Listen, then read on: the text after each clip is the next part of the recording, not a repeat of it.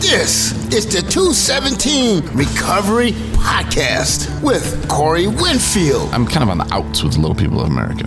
Oh. So I tried getting on a dating site once, and they would not let me on there because I'm not a little person. And co-host Marnie Winfield. You're tapering yourself down from your hangover or whatever. Oh no, when that started rolling into a whole another entire day of drinking, it just didn't stop. It is October 4th, 2022. My name is Corey Winfield, and this is the 217 Recovery Podcast. Marnie she couldn't, no, not here. But, I figured I'd do it alone anyway, and that's fine. There is something I did want to talk about today. First of all, the open, I just wanted to mention that October is Dwarfism Awareness Month. So I'm just throwing that out there so everybody knows.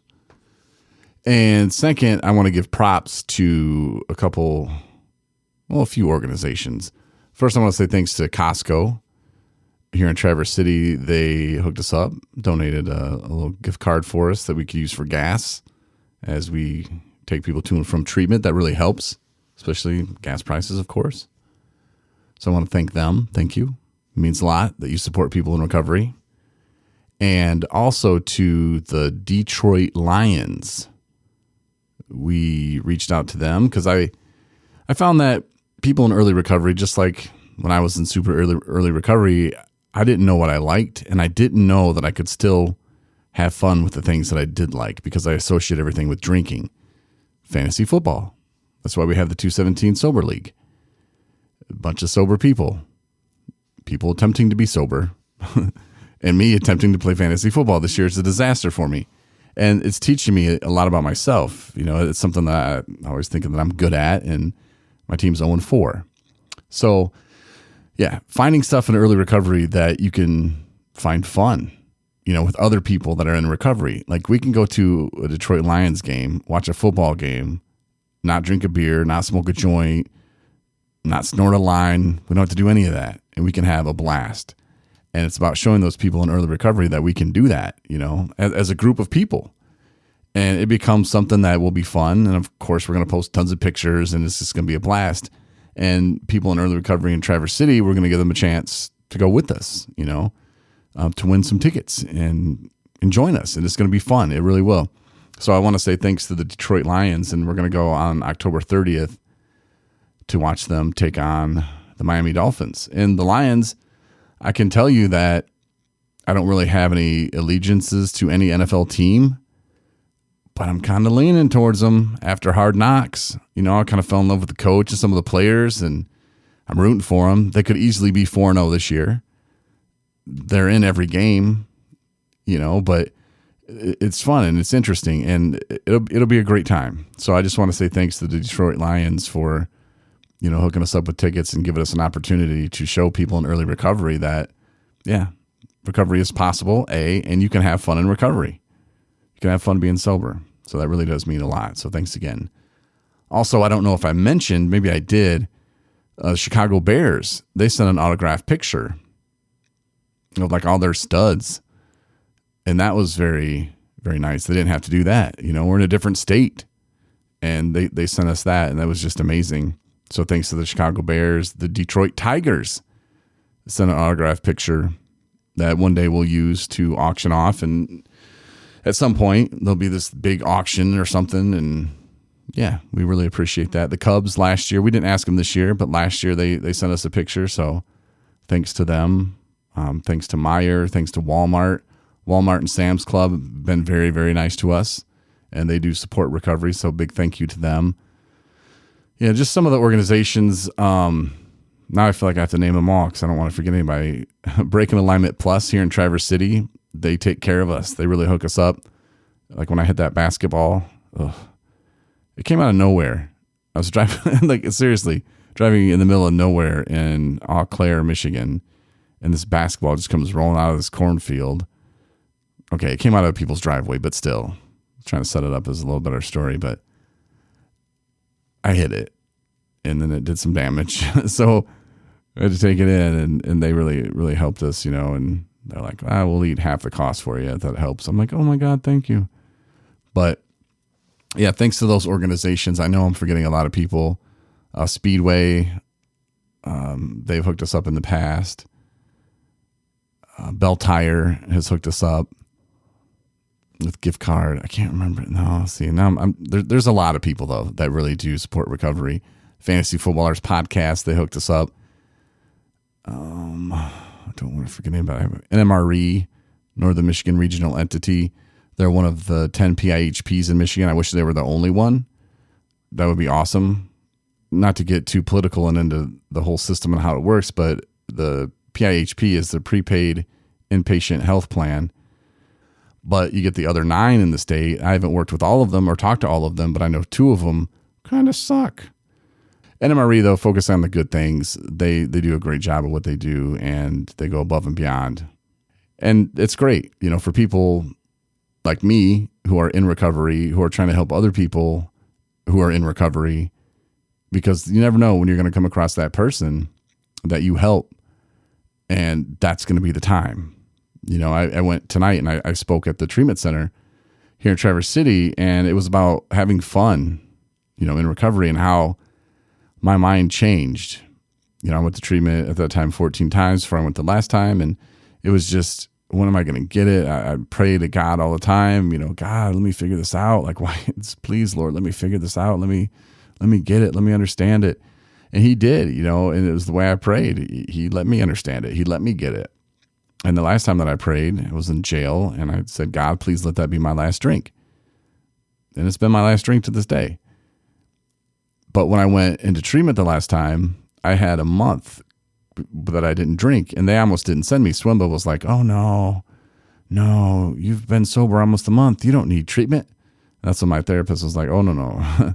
Tell them how you did that. I was like, well, I was in jail, and then I went slept on my mom's couch with this alcohol tether on, and I just got that taken off today. So right before I came to this appointment with my therapist to talk about what they're going to make me do, and they're like, well, okay, we'll approve them for 90 days then. But at first they weren't going to approve me to go to inpatient treatment, which was crazy. But I'm just saying, I had time to be sober for a minute. And so when I went to treatment, when I walked in, I remember thinking to myself, okay, I can approach this 2 ways. I don't want to be here. Everything sucks. Or I can have some fun. I can have fun in recovery. I can bring fun to this place. And that's what I did. I chose to look at it like I'm going to have fun here, and I don't have to be miserable in recovery. And it just kind of went from there. And while I was in treatment, I had fun. I was supposed to be there 90 days, but they said I wasn't taking it serious. So after 60 days, they said, you're not taking it serious, so I'm going to have you leave. We're not going to pick up your last 90 days of your extension, which at first freaked me out, because I was like, well, I'm supposed to be here for 90. The court kind of said that I had to follow what they said. And I had to call my probation officer, and I was like, hey, I'm getting out. And she immediately was like, well, you're supposed to be there 90 days. Why are you getting out early? I said, well, because I'm doing so good. She said, okay, well, if that's the case, I need to see you in my office. If you're out on Monday, you need to be in my office Tuesday morning. I said, okay. And then I went back in, and she's like, well, if you promise to behave, we can stay here another 30. And I was like, nah, I'm good. Because I had already been talking and wanting to get out and start the podcast and start a company and to help people. So my mind was like already going through that. And like, I was ready. It was one of those times where you just kind of knew. And it wasn't like the other time where I'd be at treatment where I was always trying to leave early. Like I said earlier, like when I walked in, I could be like, oh, this place sucks. I hate everything. And that was kind of my attitude most of the times when I would go, and I would look for excuses on why I should leave early. I don't know if I knew I was doing that or what. I'm not sure. I can't really tell you my mind back then, but I was finding excuses. Oh, they didn't do this, or they don't respect me here, or they don't. It was always something that somebody else was doing.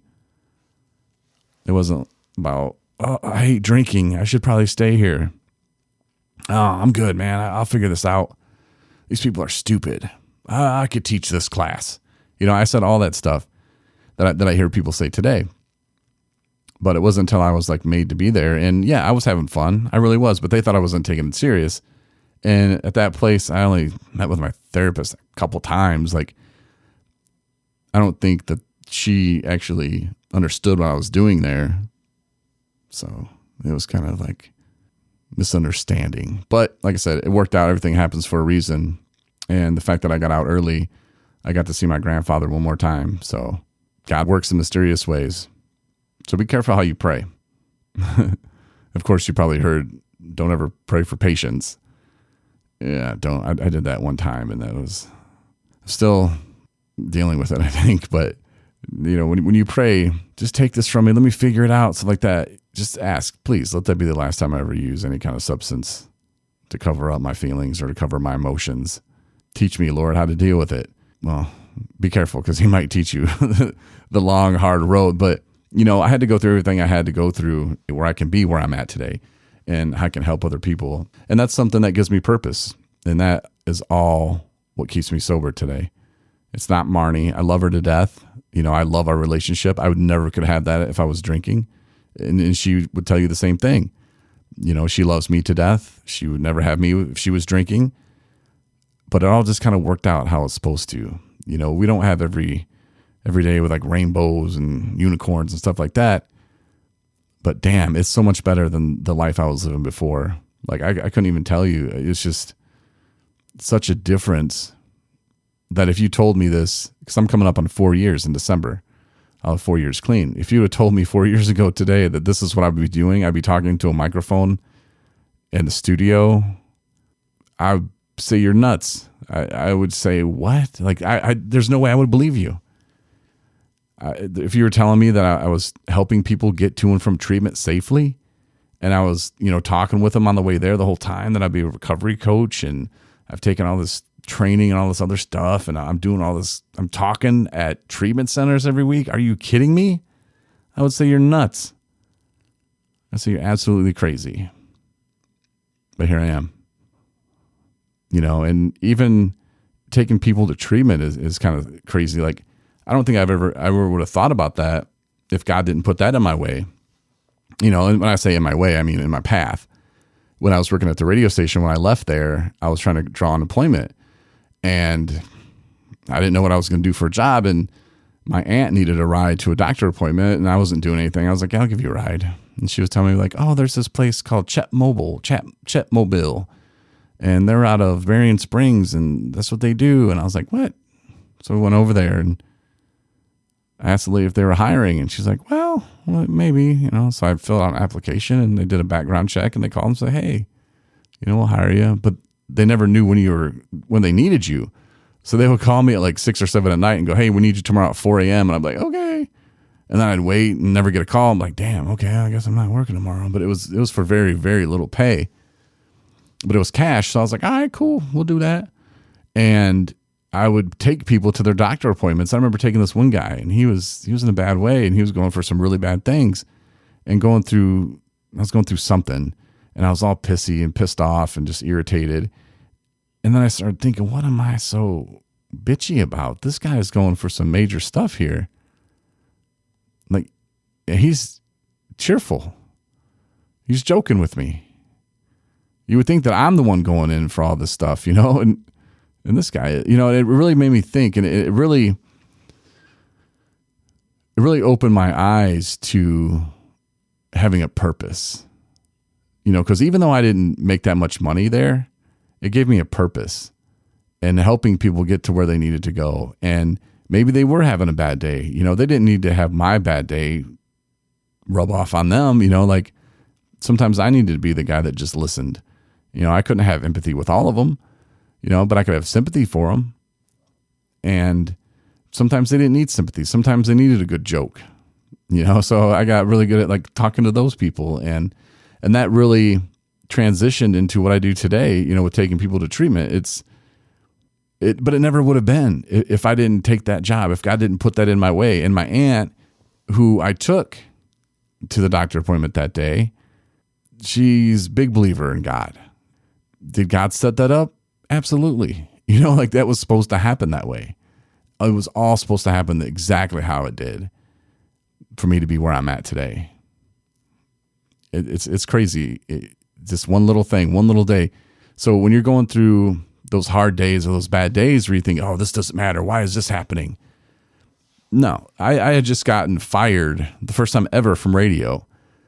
And then I was driving people around for $8 an hour. Like, that's an ego smash right there. Like that was tough for me to swallow. But looking back at it, that had to happen. It really did. So you might not be in the exact situation that you want to be in today. Not tomorrow. You know, it could take years. You know, I'm still trying to get support so that we can actually take people to treatment, and I can do it and grow it and have it become a reality in the entire state of Michigan. And that's what I'm going to do. But I got to start somewhere. And I'm not going to give up. It's just not me. But just think about that next time some hard stuff gets in your way or your day doesn't go like you think it's going to go or you wanted it to go, because that's not how it's supposed to go. You know, I think that's part of the acceptance, you know, in recovery and in life. You know, if you can accept the things as they are that are happening to you, that they happen as they're supposed to, some of them could be heartbreaking, but if you can accept it, you can really understand that that's how it's supposed to go. Now, it doesn't mean you have to give up. You know, people keep telling me no sometimes, and I just keep going. You know, there could be another way around it, but I didn't just give up at the first sign of, oh no. I would have given up a long time ago when people told me that, oh, it's hard to start a nonprofit and you need money to do that, and you need to get a lawyer and a judge and a cop and all these people on your board. If you don't have that on your board, you'll never become a nonprofit. You'll never do this. You'll never do that. I could have been like, damn, you're right. That's hard. I'll just do something else. But I didn't. I looked into it for myself. I didn't take other people's words for it. You know, there were many obstacles in my way that I either went through or around, but I had to do that. You know, again, I could have given up, but you don't have to, you know, but they don't always go your way. Just know that they go how they're supposed to. And it doesn't mean you need to give up when something doesn't go your way. You know, keep fighting, keep looking for it. But that's all I have tonight. Just a real short one, but I do appreciate you listening. Thanks again to the Lions. That really means a lot. We're going to have so much fun. And I was just thinking that probably somebody at the Lions was like, we can't give. And obviously they didn't say this. It's just me speculating. But, oh, they're going to come in with 15 people and they're not going to buy any beer. And no, we buy hot dogs, we buy popcorn, we buy merchandise. Don't worry. You know, we have a lot more money to spend actually. And we're not penny pinching just on beer. So don't worry. But I appreciate it. Everybody with 217 Recovery appreciates it. Hopefully we're going to get with Addiction Treatment Services and give some tickets out. But keep listening for that. If you like winning stuff, get a 217 Recovery t-shirt. We're about to make a bunch of new ones with our new logo. I just like changing logos, man. I do. But the new one looks pretty slick. I don't know if you've seen it. It's on our social media pages, but we're going to have new shirts. But you can sign up to win a shirt. Sarah, we just mailed Sarah a shirt today. So enjoy. But go to 217recovery.com. If you have the 217 Recovery app, you can check it out there too. Go to contest. And yeah, sign up. You can even put what size shirt you want. But do that. We'll hook you up. And then Discord. It's an app called Discord where we're going to invite people to join us on the podcast when we do them live at least once a week. I think we're going to do that probably Saturday night. I think. I don't know. But just get the app and I'll send it out on the app. I'll send it on our app for you to get the Discord app. And I'll send the invite anyway. So anyway, appreciate it. Love you. Take care. I'll holla at you later. Thanks for listening to the 217 Recovery Podcast. We hope you come back for our next episode.